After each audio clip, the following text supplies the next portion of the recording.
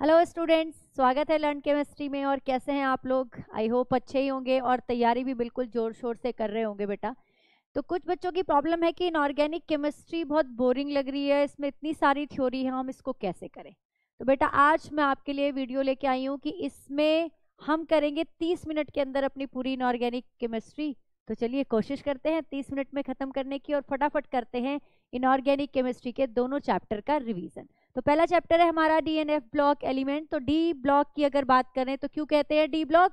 क्योंकि उसमें last electron D sub shell में एंटर करता है। फोर्थ पीरियड ऑनवर्ड्स ये वाले जो हमारे डी ब्लॉक के एलिमेंट है वो स्टार्ट हो जाते हैं। इन एलिमेंट्स को हम ट्रांजिशन एलिमेंट कहते हैं। बेटा ये इंपॉर्टेंट क्वेश्चन है, याद करेंगे इसको। ट्रांजिशन एलिमेंट्स कहते हैं क्योंकि आयनिक स्टेट में या फिर इनके ग्राउंड स्टेट में इनका जो डी ऑर्बिटल होता है वो इनकम्प्लीटली फिल्ड होता है, मतलब वो खाली होता है, इनकम्प्लीट होता है इनका डी ऑर्बिटल, तो इसीलिए इनको ट्रांजिशन एलिमेंट कहते हैं। वहीं पे जिंक, एजी और cadmium are not transition element क्योंकि इनकी आयनिक स्टेट में भी और ग्राउंड स्टेट में भी इनका डी ऑर्बिटल फुल्ली फिल्ड होता है। बहुत बहुत इंपॉर्टेंट, बहुत बार बोर्ड में ये क्वेश्चन आया है। उसके बाद सीरीज देखेंगे 21 scandium to 30 zinc 3D series होती है। 39 इट्रीबियम से 48 cadmium 4D series. 57 lanthanum 72 hafnium 80 Hg से 5D series. 89 actinium 104 rutherfordium 112 CN, ये हमारी लास्ट सीरीज है। अब कहोगे मैम सीरीज कैसे याद करें? तो मैंने आपको बेटा वन शॉट में सारा डिटेल दिया है। आप अब बहुत कम टाइम बचा है तो सिर्फ 3D सीरीज को याद करके जाएंगे और 3D 4D और 5D के पहले और लास्ट एलिमेंट को याद कर लेंगे। इतना कर लें, पहला और आखिरी एलिमेंट याद कर लें। अच्छा, इसका जो जनरल कॉन्फ़िगरेशन होता है, जनरल कॉन्फ़िगरेशन सबके याद करके जाएंगे, डी के भी और एफ के भी। n-1 d 1 to 10 ns 1 to 2। आपको पता है कि आउटर शेल और इनर शेल है ना, आउटर मोस्ट शेल है जो, और जो इसका इनर शेल है जो n-1 d है, ये दोनों मिलकर वैलेंस इलेक्ट्रॉन का काम करते हैं, दोनों वैलेंस सब शेल की तरह बिहेव करते हैं। इसीलिए ये वाले जो एलिमेंट होते हैं वेरिएबल ऑक्सीडेशन स्टेट शो करते हैं।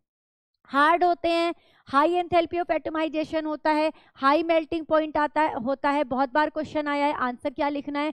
अनपेयर्ड इलेक्ट्रॉन होने की वजह से स्ट्रॉन्ग इंटर एटमिक इंटरेक्शन होता है, जिसकी वजह से ये हार्ड होते हैं, इनकी एंथैल्पी ऑफ एटमाइजेशन ज़्यादा होती है। लेकिन जिंक सॉफ्ट होता है, जिंक की एंथैल्पी ऑफ एटमाइजेशन क्या होती है बेटा? कम होती है, कैडमियम की भी और Hg भी, क्योंकि वहां पर अनपेयर्ड इलेक्ट्रॉन एब्सेंट है, फुल्ली फिल्ड है। ये आंसर लिख कर आना है। एटॉमिक रेडियस की बात करें तो इसका बेटा जो, अगर आप ग्राफ देखो ना, इस टाइप का होता है। स्कैंडियम से लेके मैंगनीज तक तो एटॉमिक रेडियस क्या हो रही है? मैंगनीज तक ये क्या हो रही है? डिक्रीज हो रही है। ये साइन गलत लग गए हैं, मैंगनीज तक डिक्रीज हो रही है। और फिर फीकोनी आते हैं बॉटम पर, इन तीनों की लगभग सेम होती है, और कॉपर और जिंक के केस में जाएं तो बढ़ती है। अगर हम बात करें 3D 4D और 5D की, 3 और नीचे की तरफ जाते हैं ग्रुप्स में तो क्या होता है? एटॉमिक रेडियाई बढ़ती है, तो 3D से 4D की एटॉमिक रेडियाई ज्यादा होगी, लेकिन 4D और 5D की सेम होगी। यहां से क्वेश्चन बनता है, रीजन है lanthanide contraction. Variable oxidation state का शो करते हैं, रीजन बता चुकी हूँ, क्योंकि इलेक्ट्रॉन S में से भी जाता है, D में से भी जाता है। और लेकिन जो स्कैंडियम है केवल ये एक ऐसा एलिमेंट है, एक ऐसा ट्रांजिशन एलिमेंट है जो वेरिएबल ऑक्सीडेशन शो नहीं करेगा। इसका ऑक्सीडेशन नंबर +3 होता है। स्कैंडियम में D में 1 इलेक्ट्रॉन और इसका आउटर मोस्ट का 2 इलेक्ट्रॉन, तीनों निकल जाते हैं, +3 ऑक्सीडेशन स्टेट शो करता है। मैग्नेटिक नेचर इस फॉर्मूले से निकाल लेते हैं, where n is a unpaired electron. अगर अनपेयर्ड इलेक्ट्रॉन है तो मैग्नेटिक मोमेंट शो करेगा, पैरामैग्नेटिक होगा। अनपेयर्ड इलेक्ट्रॉन नहीं है तो डायमैग्नेटिक कंपाउंड होंगे। कॉम्प्लेक्स फॉर्मेशन करते हैं ये कंपाउंड क्योंकि इनके पास खाली डी ऑर्बिटल होते हैं। कैटलिस्ट की तरह यूज होते हैं क्योंकि ये क्या करते हैं? सरफेस एरिया प्रोवाइड करते हैं और इंटरस्टिशियल कंपाउंड बनाते हैं, साथ में अलॉयज का भी फॉर्मेशन करते हैं। ये जो कंपाउंड है कलर्ड आयंस बनाते हैं क्योंकि यहाँ पर होता है डी ट्रांजिशन, तो कलर्ड आयन वही कंपाउंड बनाएंगे जिनमें अनपेयर्ड इलेक्ट्रॉन होंगे या फिर खाली डी ऑर्बिटल होंगे, तभी तो डी से डी में ट्रांजिशन होगा बेटा। उसके बाद दो कंपाउंड इंपॉर्टेंट है इस चैप्टर से, K2Cr2O7 एंड KMnO4। K2Cr2O7 है potassium dichromate, strong oxidizing agent है, और इसका जो ओर है वो क्रोमाइट ओर है, क्रोमाइट ओर से हम इसको ऑब्टेन करते हैं। अगर हम इसके दोनों जो हमारे पास आयन होते हैं उनका कई बार स्ट्रक्चर बनाने के लिए आता है, क्रोमेट आयन का देखो ये है स्ट्रक्चर, और डाइक्रोमेट में क्या होता है? 2 टेट्राहेड्रल यूनिट एक ऑक्सीजन के साथ जुड़ी होती हैं। ये जो एंगल होता है ये 126 डिग्री होता है। ये जो आपका क्रोमेट आयन होता है ये येलो कलर का होता है और डाइक्रोमेट हमारा ऑरेंज कलर का होता है। क्रोमेट और डाइक्रोमेट पीएच को चेंज करने पर एक दूसरे में इंटर कन्वर्ट हो जाते हैं। और मैंने कहा कि येलो और ऑरेंज कलर का होता है, तो आप कहोगे कि मैम क्या यहाँ पर भी डी ट्रांजिशन होता है? जी नहीं, क्योंकि इन दोनों के पास ही अनपेयर्ड इलेक्ट्रॉन नहीं है, दोनों के पास अनपेयर्ड इलेक्ट्रॉन नहीं है। तो यहाँ पर जो कलर आता है वो आता है due to ligand metal charge transfer की वजह से, जो कोऑर्डिनेशन कंपाउंड में आप पढ़ते हो। उसके बाद यहाँ पर एक जो मेन रिएक्शन होती है Cr2O7 की एसिडिक मीडियम में Cr+3 में कन्वर्ट हो जाता है, ये रिएक्शन आपको याद करनी है, ये मेन रिएक्शन होगी। इस रिएक्शन को लिखेंगे आप। यहाँ पर देखिए जो क्रोमियम है, क्योंकि ये ऑक्सीडाइजिंग एजेंट है, अपने आप ये +6 से +3 में जा रहा है, अपने आप रिड्यूस हो रहा है और साथ में ऑक्सीडाइज कर देगा आयरन +2 को आयरन +3 में, आई नेगेटिव को I2 में, सल्फाइड को सल्फर में और टिन +2 को टिन +4 में। आपने ये मेन रिएक्शन लिखनी है और फिर इनका ऑक्सीडेशन करना है, रिएक्शंस को ऐड करके आंसर निकाल देना है। उसके बाद हमारा अगला कंपाउंड है KMnO4। It is also an oxidizing agent. इसका जो ओर होता है वो पैरुलोसाइट ओर होता है, 1 मार्क में पूछ लेता है। MnO2 फॉर्मूला याद रखेंगे, दोनों की स्ट्रक्चर याद रखेंगे। ये आपका है, ये देखिए KMnO4, यहाँ पर 2 नेगेटिव चार्ज हैं, 2 नेगेटिव चार्ज हैं। ये है हमारा मैंगनेट आयन, है ना, ये है हमारा MnO4-2, ये है हमारा MnO4-1। तो जो हमारा मैग्नेट आयन होता है ये ग्रीन कलर का होता है, पैरामैग्नेटिक होता है, लेकिन जो पर मैग्नेट आयन होता है, देखो पर मैग्नेट, पर नाम में पी है तो ये पर्पल कलर का होता है और ये डायमैग्नेटिक होता है नेचर में। कलर पर्पल है लेकिन डायमैग्नेटिक है, यानी कि अनपेयर्ड इलेक्ट्रॉन नहीं है, तो इसके अंदर भी जो कलर होता है लिगेंड मेटल चार्ज ट्रांसफर की वजह से होता है। ऑक्सीडाइजिंग एजेंट है एसिडिक मीडियम में, ये मेन रिएक्शन है। MnO4 नेगेटिव Mn+2 में कन्वर्ट हो जाएगा, +7 से +2 में गया, अपने आप रिड्यूस हो गया। ऑक्सीडाइज किसे करेगा? I नेगेटिव को I2 में, ये सब आप याद करेंगे, आयरन +2 को ये ठीक है। फेंटली अल्कलाइन अगर मीडियम हो जाए तो ये +7 से इसमें चला जाता है +4 में, MnO4 नेगेटिव MnO2 में कन्वर्ट हो जाता है और I नेगेटिव को IO3 में। यहाँ पे ये चीज इंपॉर्टेंट है कि बेटा एसिडिक है तो I नेगेटिव से I2 और अगर अल्कलाइन है तो I नेगेटिव से IO3।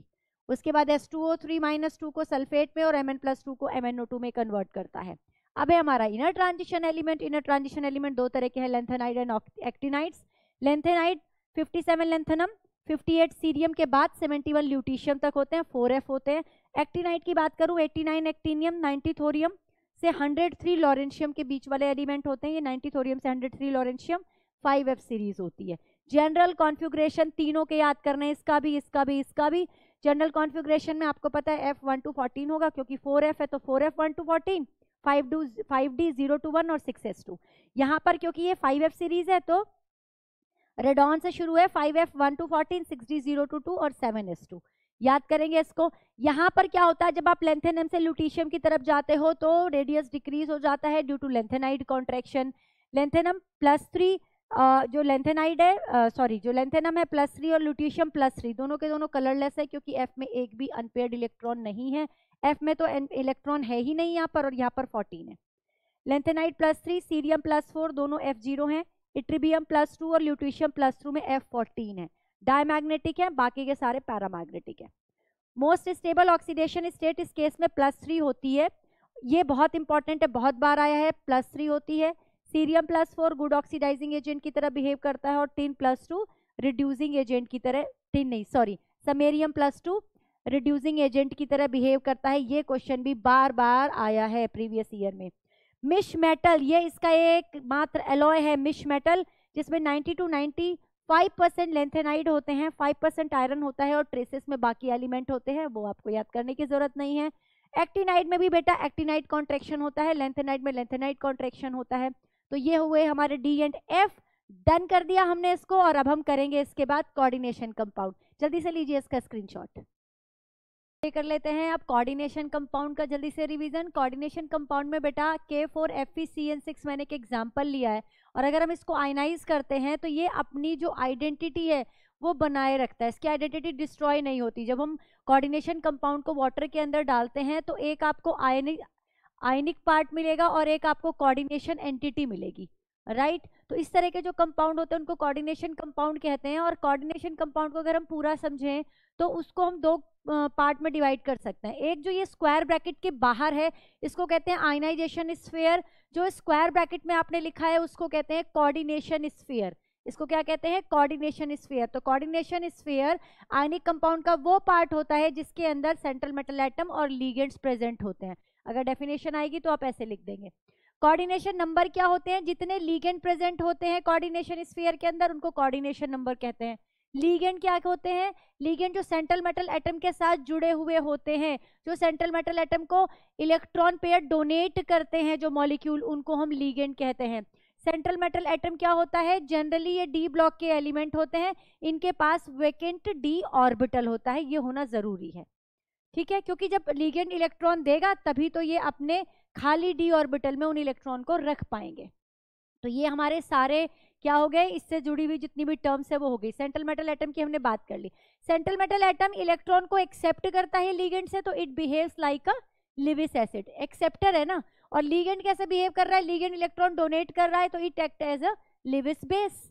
अब जो लिगेंड्स हैं वो एम्बीडेंटेड लिगेंड भी होते हैं। देखो जो लिगेंड होते हैं वो जुड़े होते हैं सेंट्रल मेटल एटम से, और जितनी जो उनका जितने उनमें डोनर एटम होते हैं ना, क्योंकि बेटा मॉलिक्यूल है, एक अगर एटम है या कोई आयन है वो तो पूरा का पूरा ही डोनेट करेगा, लेकिन अगर कोई मॉलिक्यूल है तो उसके अंदर एक से ज्यादा एटम प्रेजेंट है, तो उनमें से एक एटम भी डोनर हो सकता है, दो एटम भी डोनर हो सकते हैं। तो डोनर एटम के बेस पर हमने लिगेंड को क्लासिफाई किया होता है, इसको हम डेंटिसिटी कहते हैं।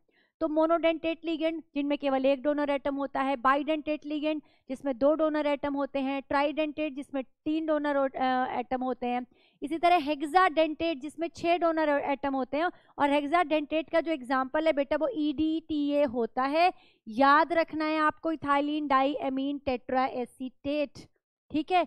4 एसीटेट आयन होते हैं इसमें, तो इसके ऊपर -4 -4 इसके ऊपर क्या होता है? चार्ज होता है, ये भी आपको याद रखना है। तो ये एम्बिडेंट लिगेंड की मैं यहाँ पे बात कर रही थी। एम्बिडेंट लिगेंड वो लिगेंड होते हैं जो यूनिडेंटेट लिगेंड की तरह बिहेव करते हैं, मतलब एक टाइम में उसमें डोनर एटम तो दो होंगे लेकिन एक टाइम में केवल एक ही एटम इलेक्ट्रॉन को डोनेट करेगा।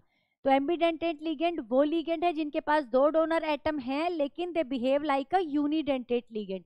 इसके एग्जाम्पल हैं CN और NC, मतलब साइनाइड एंड आइसोसाइनाइड। साइनाइड में अगर कार्बन वाली साइड से लगेगा तो कार्बन डोनेट करेगा, नाइट्रोजन डोनेट करेगा तो नाइट्रोजन वाली साइड से जुड़ेगा मेटल के साथ, तो इसे हम आइसोसाइनाइड कहेंगे। ऐसे ही NO2 नेगेटिव में नाइट्रोजन इलेक्ट्रॉन पेयर डोनर है और ऑक्सीजन भी इलेक्ट्रॉन पेयर डोनर है, लेकिन एक टाइम में एक ही डोनेट करेगा। या तो नाइट्रोजन करेगा तब आप इसको नाइट्रो कहोगे, अगर ऑक्सीजन करेगा तो आप इसको नाइट्राइट्रो कहोगे। SCN और NCS थायोसाइनेट और आइसोथायोसाइनेट में सल्फर भी डोनर है, नाइट्रोजन भी डोनर है। सल्फर भी डोनर की तरह बिहेव कर सकता है, नाइट्रोजन भी डोनर की तरह बिहेव कर सकता है। तो ऐसे लिगेंड जिनमें दो डोनर एटम है लेकिन एक ही एटम एक बार में केवल एक ही एटम डोनेट करता है, यूनिडेंटेट की तरह बिहेव करते हैं, उनको एम्बिडेंटेट लिगेंड कहते हैं। फिर होता है हमारे चिलेटिंग लिगेंड। चिलेटिंग लिगेंड वो लिगेंड है जो रिंग बना लेंगे जैसे किसी मेटल के साथ। वो किस केस में होगा? जब लिगेंड पॉलीडेंटेट होंगे। पॉलीडेंटेट होंगे तो मान लो ये ऑक्सिलेट है, इधर से भी एक डोनर एटम एक बार इधर से जुड़ा हुआ है, तो एक रिंग टाइप स्ट्रक्चर बन जाती है। इस प्रोसेस को चिलेशन कहते हैं। रिंग को चिलेटिक लिगेंड चिलेटिंग रिंग कहते हैं, और लिगेंड को हम क्या कह रहे हैं? चिलेटिंग लिगेंड कहते हैं। जब किसी कोऑर्डिनेशन कॉम्प्लेक्स के अंदर चिलेटिंग लिगेंड प्रेजेंट हो और उसके अलावा कोई और मोनोडेंटेट लिगेंड प्रेजेंट हो, तो ज्यादा स्टेबल कौन होगा? जिसके पास चिलेटिंग लिगेंड है, क्योंकि रिंग बनने की वजह से स्टेबिलिटी आ जाएगी। तो जैसे इथाइलिन डाइएमीन है, चिलेटिंग लिगेंड होता है। ऑक्सिलेट चिलेटिंग लिगेंड होता है। इथाइलिन डाइमीन न्यूट्रल है, ऑक्सिलेट के ऊपर -2 चार्ज है, EDTA के ऊपर -4 चार्ज है। बहुत इंपॉर्टेंट है, याद करेंगे। लिगेंड्स आयनाइनिक भी हो सकते हैं, न्यूट्रल भी हो सकते हैं, कटायनिक भी हो सकते हैं। एनायनिक में जैसे Cl negative, Br negative, I negative, Cn negative, ये सारे क्या है? एनायनिक है। न्यूट्रल जो होंगे बेटा वो जैसे CO है, न्यूट्रल है। इथाइलिन डाइएमीन न्यूट्रल है। पॉजिटिव में NO2 पॉजिटिव हो सकता है, नाइट्रोसोनियम आयन। तो जो पॉजिटिव वाले हैं उनके लास्ट में EM आता है। जो न्यूट्रल है उसमें एमीन आ सकता है, H2O है, इसको एक्वा कहेंगे। और जो एनायनिक लिगेंड है उसमें बेटा अगर जैसे क्लोराइड है जिनके लास्ट में आइड है, वो उसको जब हम नेमिंग करेंगे तो वो आइडो में चेंज हो जाता है। अगर लास्ट में एट है जैसे सल्फेट तो वो एटो में चेंज हो जाता है। इस बात का ध्यान रखेंगे। कोऑर्डिनेशन नंबर की मैंने बात कर ली, जितने नंबर ऑफ लिगेंड प्रेजेंट है वो कोऑर्डिनेशन नंबर हो गया। आप यहाँ पर इफेक्टिव एटॉमिक नंबर निकाल सकते हो। इसका फॉर्मूला होता है एटॉमिक नंबर है जो सेंट्रल मेटल एटम का, उसमें से ऑक्सीडेशन नंबर को माइनस कर दो और प्लस कर दो 2 इंटू कोऑर्डिनेशन नंबर। एक एग्जांपल के साथ यहाँ पे समझाया है। FeCO का होल 5 है, आयरन सेंट्रल मेटल एटम है, इसका एटॉमिक नंबर 26। क्योंकि CO एक न्यूट्रल लिगेंड है इसलिए आयरन के ऊपर कोई भी ऑक्सीडेशन चार्ज नहीं है, 0 है। और 5 CO के मॉलिक्यूल जुड़े हुए हैं तो एक CO मॉलिक्यूल 1 इलेक्ट्रॉन पेयर देता है, यानी कि 2 इलेक्ट्रॉन देता है, तो 5 देंगे 10 इलेक्ट्रॉन, तो टोटल 36 हो गया। 36 is a effective atomic number. Nomenclature पर चलते हैं। जब इसका नोमेनक्लेचर करते हैं IUPAC तो हमेशा आप क्या करेंगे, पहले पॉजिटिव पार्ट का नाम लिखेंगे फिर नेगेटिव का। पॉजिटिव चाहे वो कॉम्प्लेक्स में आए चाहे वो आयनाइजेशन स्फीयर में आए, कहीं भी आए, लेकिन पहले पॉजिटिव का नाम फिर नेगेटिव पार्ट का नाम। और अगर आपका जो कॉम्प्लेक्स है वो नेगेटिव में है या पॉजिटिव में है, कहीं भी है, तो सबसे पहले आप नंबर ऑफ लिगेंड लिखेंगे, फिर लिगेंड लिखेंगे, फिर मेटल लिखेंगे और फिर मेटल का ऑक्सीडेशन नंबर ब्रैकेट में लिखेंगे। देखिए कैसे, ये K4FeCN6 है, इसमें पॉजिटिव पार्ट पोटेशियम है क्योंकि इसके ऊपर -4 चार्ज है ना, तो ये हो गया पोटेशियम। फिर अब मैंने कहा था लीगेंड का नंबर हेक्सा साइनो, साइनाइड एक नेगेटिव लीगेंड है और साइनाइड में आइड आ रहा है तो आइड आइडो में कन्वर्ट हो जाता है, तो साइनाइडो फेरेट। अगर आपका metal central metal atom anionic coordination sphere में प्रेजेंट है तो वहां पर जो नाम होंगे वो चेंज हो जाएंगे सेंट्रल मेटल एटम के। जैसे आयरन नहीं लिखेंगे, वहां फेरेट लिखेंगे। सिल्वर है तो सिल्वर नहीं लिखेंगे, अर्जेंटेट लिखेंगे। पैलेडियम है तो पैलेडेट लिखेंगे, ठीक है। मरकरी है तो मर्क्यूरेट लिखेंगे। 8 आ जाएगा नाम के बाद सेंट्रल मेटल एटम के, ग्रीक नेम्स आएंगे यहाँ पे, राइट। लेकिन अगर आपका सेंट्रल मेट जो आपका कोऑर्डिनेशन स्फीयर है, जो कोऑर्डिनेशन एंटिटी है वो पॉजिटिव है, आपका सेंट्रल मेटल एटम केटाइनिक पार्ट में है, तो नाम तो पहले केटाइन का ही आता है। पेंटाएमीन क्लोरो, क्लोरो की जगह आप क्लोराइडो कर लो, क्लोराइडो। मैंने कहा था ना क्लोराइड तो आइड है लास्ट में, आइडो में कन्वर्ट हो जाएगा, क्लोराइडो। कोबाल्ट, कोबाल्ट एज सच आया है, यहाँ पर कोबाल्टेट नहीं करेंगे क्योंकि ये किसमें है, पॉजिटिव स्फीयर में, it is a positive sphere.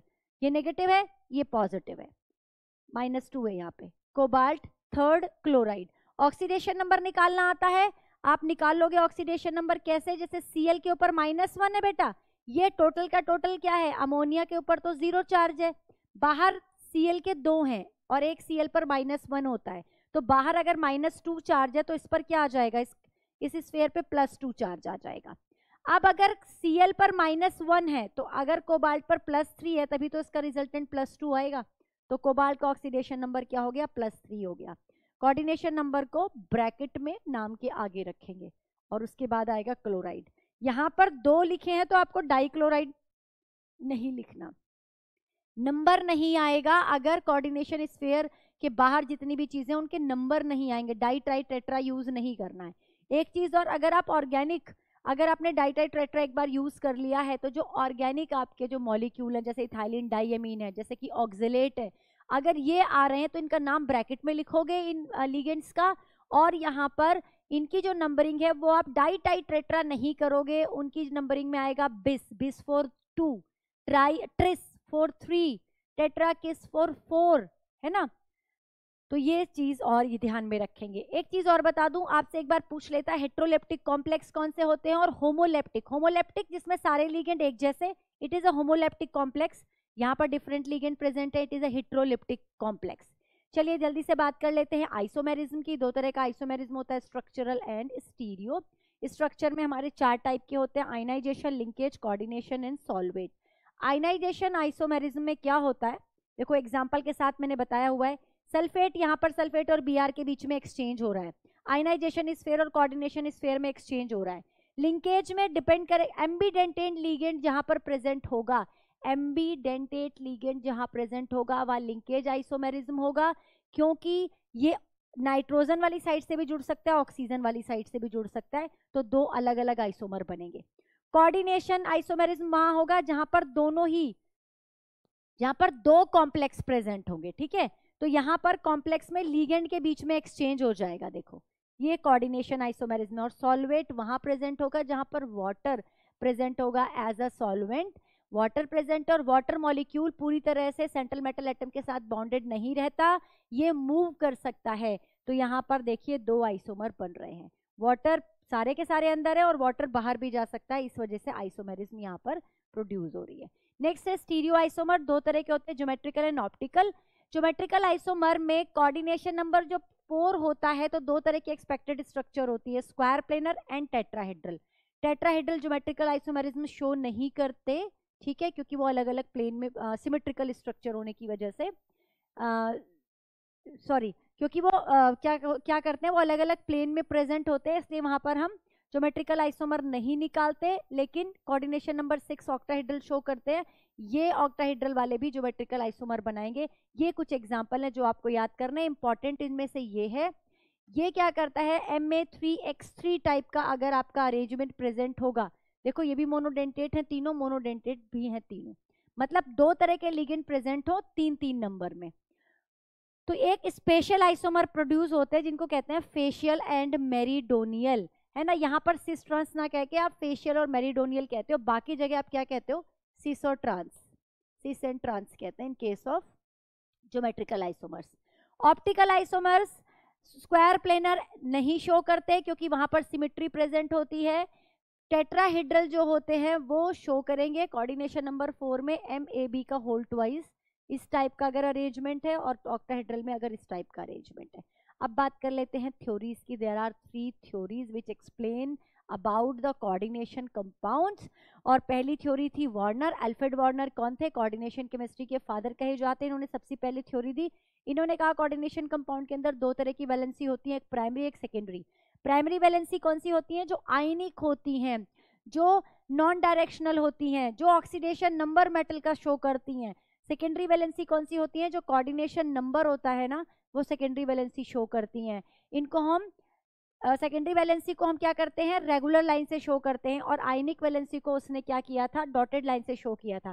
This is the structure of CONH3 का होल 6 Cl3। देखिए तीनों आयनाइजेशन इस स्फीयर में प्रेजेंट है, आयनिक वैलेंसी है, डॉटेड लाइन से शो हो रखी है। उसके बाद VBT वैलेंस बॉन्ड थ्योरी ये कहती है कि जो मेटल है उसको लीगेंड इलेक्ट्रॉन पेयर डोनेट करता है, और लीगेंड और मेटल के बीच में एक डोनर और एक्सेप्टर का रिलेशनशिप बन जाता है। यहाँ पर हाइब्रिडाइजेशन हम पढ़ते हैं, 3 तरह के हाइब्रिडाइजेशन मेनली पढ़ेंगे हम, sp3, sp3d2 और dsp2। अगर sp3 है तो टेट्राहेड्रल बनेगा, sp3d2 है तो ऑक्टाहेड्रल, और dsp2 है तो स्क्वायर प्लेनर शेप आएगी। यहाँ पर हम पढ़ेंगे कि अगर स्ट्रॉन्ग फील्ड लीगेंड होते हैं, स्ट्रॉन्ग फील्ड लीगेंड कौन से हैं, CO है, CN नेगेटिव है, NO2 नेगेटिव है, इथाइलिन डाइअमीन है। मैंने आपको बताया था कान, नाक और हाथ, यानी कि जो कार्बन नाइट्रोजन से शुरू होने वाले ग्रुप हैं ये स्ट्रॉन्ग फील्ड लीगेंड की तरह बिहेव करते हैं, और जो ऑक्सीजन और हेलोजन है वो आपके वीक फील्ड लीगेंड की तरह बिहेव करते हैं। तो स्ट्रॉन्ग फील्ड लीगेंड क्या करेंगे, पेयरिंग करा देंगे इलेक्ट्रॉन की, तो अनपेयर्ड इलेक्ट्रॉन नहीं रहेंगे, लो स्पिन कॉम्प्लेक्स बनेंगे। और in case of weak field ligand pairing नहीं होती, वहां पर अनपेयर्ड इलेक्ट्रॉन आपको मिलते हैं कॉम्प्लेक्स के अंदर, तो वहां आपको हाई स्पिन कॉम्प्लेक्स मिलते हैं। तो अगर हाइब्रिडाइजेशन D2sp3 आए, यानी कि N-1d वाला ऑर्बिटल यूज हो रहा है, तो उसे कहेंगे हम inner orbital complex, for example this. और अगर हाइब्रिडाइजेशन sp3d2 आए तो हम उसे कहेंगे outer orbital complex, and example is NiH2O का होल 6। ये देखो ये वीक फील्ड लीगेंड है, पेयरिंग नहीं कराएगा तो हाई स्पिन कॉम्प्लेक्स बनेगा। स्ट्रॉन्ग फील्ड लीगेंड है, पेयरिंग करा देगा तो लो स्पिन कॉम्प्लेक्स बनेगा। जल्दी से लेंगे इसका स्क्रीनशॉट। बची अभी हमारी CFT थ्योरी। हाँ जी, लास्ट थ्योरी है हमारी CFT, that is crystal field splitting theory. ये थ्योरी क्या कहती है कि लीगेंड फील्ड के इफेक्ट में, उसके इन्फ्लुएंस में, जब लीगेंड अप्रोच करता है मेटल एटम को तो उसकी डीजेनरेसी खत्म हो जाती है। डीजेनरेसी का मतलब उसके जो पांचों ऑर्बिटल, डी के जो पांचों ऑर्बिटल एक जैसी एनर्जी रखते थे, अब उनकी स्प्लिटिंग हो जाएगी, उनकी एनर्जी में डिफरेंस आ जाएगा। यही बताती है हमें CFT, क्रिस्टल फील्ड स्प्लिटिंग होती है यहाँ पे।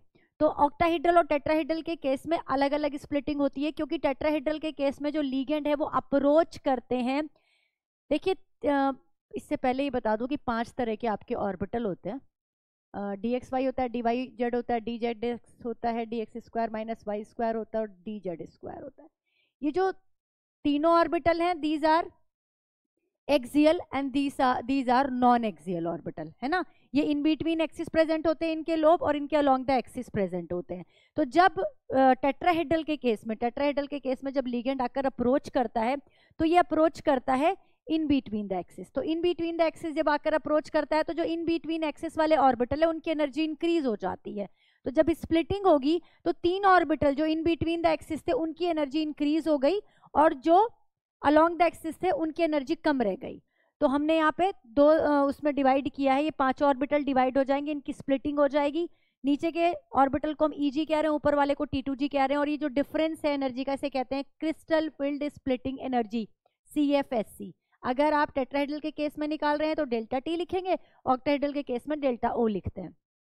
ऑक्टाहेड्रल के केस में क्या होता है, जो लिगेंड है वो अप्रोच करता है अलोंग द एक्सिस, तो अलोंग द एक्सिस वाले जो ऑर्बिटल है उनकी एनर्जी इंक्रीज हो जाएगी। तो दो ऑर्बिटल की एनर्जी इंक्रीज हो जाएगी जिन्हें हम कहते हैं ईजी, किस किस की, d x square minus y square और डी जेड स्क्वायर की एनर्जी इंक्रीज हो जाएगी। और जो तीन ऑर्बिटल हैं d x y, d y z और डी जेड एक्स, उनकी एनर्जी कम रह जाएगी, उनको हम T2G कह रहे हैं। ठीक है, T2G हमारे तीन जो ऑर्बिटल हैं ट्रिपली डीजेनरेट ऑर्बिटल हैं, इनको कहते हैं T2G। इनकी एनर्जी कम हो जाएगी और EG की एनर्जी बढ़ जाएगी इन केस ऑफ ऑक्टाहेड्रल में हम डेल्टा ओ कहेंगे। डेल्टा टी की एनर्जी यानी कि जो टेट्राहेड्रल कॉम्प्लेक्स की जो स्प्लिटिंग एनर्जी होती है वो ऑक्टाहेड्रल से कम होती है, क्योंकि टेट्राहेड्रल में 4 लिगेंड अप्रोच कर रहे होते हैं जबकि ऑक्टाहेड्रल में 6 लिगेंड अप्रोच करते हैं। तो इसकी जो वैल्यू होती है कई बार पूछ लेता है, delta t is equal to 4/9 delta O. अच्छा, एक जो स्प्लिटिंग जो हुई है, स्प्लिटिंग हुई है लीगेंड के इन्फ्लुएंस में। अब जो ये लीगेंड होता है ये स्ट्रांग होगा तो ज्यादा स्प्लिटिंग होगी, है ना। स्ट्रांग होगा तो CFSC ज्यादा होगी, क्रिस्टल फील्ड स्प्लिटिंग एनर्जी ज्यादा होगी। तो इसको ध्यान में रख के एक सीरीज बनाई गई जिसको स्पेक्ट्रोकेमिकल सीरीज कहते हैं। इसमें हमने इसको ऑर्डर में रखा है CFSC के इंक्रीजिंग ऑर्डर में। सबसे ज्यादा एनर्जी होती है बेटा CO की, आप याद रखेंगे, कार्बोनाइल की, और उसके बाद होती है CN नेगेटिव की। और हेलोजन की जो क्रिस्टल फील्ड स्प्लिटिंग एनर्जी होती है वो सबसे कम होती है। पहले भी ट्रिक बता चुकी हूँ, कान, नाक और हाथ। कान, नाक कार्बन वाले, नाइट्रोजन वाले एनर्जी ज्यादा, ऑक्सीजन और हेलोजन वाले जो ग्रुप होते हैं उनकी एनर्जी कम। अब अगर 4 इलेक्ट्रॉन हैं आपके डी ऑर्बिटल में, और 4 इलेक्ट्रॉन एंटर करना चाह रहे हैं, वहां पर स्प्लिटिंग कैसे होगी, वहां पे कैसे डालोगे T2G और EG में। ये ऑक्टाहेड्रल का केस हमने लिया, दिस इज EG और दिस इज T2G। ठीक है, तो बेटा अगर वहां पे वीक फील्ड लिगेंड होगा, कोई Cl होगा, कोई Br होगा, वीक फील्ड लिगेंड होगा, तो वीक फील्ड लिगेंड की क्रिस्टल फील्ड स्प्लिटिंग एनर्जी कम होती है, पेयरिंग एनर्जी ज्यादा होती है। तो इस जो एनर्जी कम है वो काम हो जाएगा, है ना। जो एनर्जी कम है उस काम को प्रेफर करेगा इलेक्ट्रॉन। तो हमारी CFSC कम है, यहाँ पर क्रिस्टल फील्ड स्प्लिटिंग एनर्जी कम है, तो इलेक्ट्रॉन क्या करेगा, इस डिस्टेंस को कवर करके ऊपर वाले डब्बे में चला जाएगा, EG ऑर्बिटल में चला जाएगा। कॉन्फ़िगरेशन क्या लिखेंगे, T2G में 3 है और EG में 1 है। लेकिन इन्हीं 4 इलेक्ट्रॉन के लिए कैसे अरेंजमेंट होगा, अगर delta O is greater than P हो, यानी कि क्रिस्टल फील्ड स्प्लिटिंग ज्यादा हो और पेयरिंग एनर्जी कम हो। बेटा अगर पेयरिंग एनर्जी कम है, जो चीज कम है वो वाला काम होगा, तो कम है तो पेयरिंग होगी, तो पेयरिंग हो जाएगी, तो चौथा इलेक्ट्रॉन भी T2G के अंदर ही आ जाएगा और क्या कॉन्फ़िगरेशन बन जाएगा, T2G4 EG0। कब होती है क्रिस्टल फील्ड एनर्जी ज्यादा, जब स्ट्रॉन्ग फील्ड लिगेंड आ जाता है।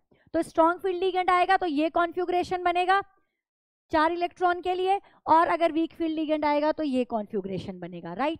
अगला है हमारा मेटल कार्बोनाइल, जो हम CO की बात कर रहे थे, मेटल कार्बोनाइल कहते हैं इनको, ये कार्बन मोनोऑक्साइड भी आप कह सकते हो। तो जो ये कार्बोनाइल्स होते हैं ये ऑर्गेनोमेटेलिक कंपाउंड होते हैं, और इनको हम पाई एक्सेप्टर लिगेंड कहते हैं। क्यों कहते हैं पाई एक्सेप्टर लिगेंड, लिगेंड का काम है कि वो इलेक्ट्रॉन डोनेट करता है मेटल को, मेटल अपने खाली ऑर्बिटल में, डी ऑर्बिटल में इलेक्ट्रॉन को रख लेता है और दोनों के बीच में सिग्मा बॉन्ड बन जाता है।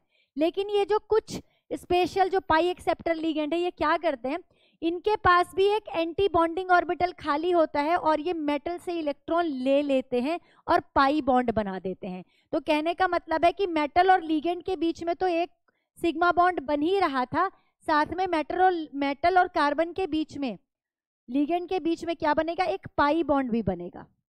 ठीक है, यहाँ पर दो दो बॉन्ड बन जाएंगे, तो ये जो बॉन्ड बनने की वजह से यहाँ की बॉन्ड एनर्जी ज्यादा हो जाएगी, बॉन्ड ऑर्डर ज्यादा हो जाएगा, तो बॉन्ड लेंथ कम हो जाएगी, स्ट्रॉन्ग बॉन्ड बन जाएगा। तो ये एक सिनर्जिक इफेक्ट की तरह काम करेगा। जब ये वाली बॉन्ड लेंथ क्या होगी, छोटी होगी, तो ये वाली बॉन्ड लेंथ बड़ी हो जाएगी, इसे कहते हैं synergic effect. It creates a synergic effect which strengthen the bond between CO and the metal. CO और मेटल के बीच का जो बॉन्ड है वो क्या हो गया, स्ट्रॉन्ग हो गया। एप्लीकेशन क्या है, विटामिन B12 आपने पढ़ा है, एक कोऑर्डिनेशन कंपाउंड है। हीमोग्लोबिन कॉम्प्लेक्स एक कोऑर्डिनेशन कंपाउंड होता है। सिस्प्लेटिन एक कैंसर की दवाई है, वहां पर ये जो सिस्प्लेटिन है कोऑर्डिनेशन कंपाउंड है। EDTA आपने पढ़ा, चिलेटिंग लिगेंड है, हेक्साडेंटेट लिगेंड होता है, इसको वाटर की हार्डनेस के रिमूवल में यूज किया जाता है। तो हमने सारी इनऑर्गेनिक केमिस्ट्री 30 मिनट्स में बेटा कंप्लीट कर ली। पढ़ते रहिए ऐसे ही और बढ़ते रहिए। Thank you so much.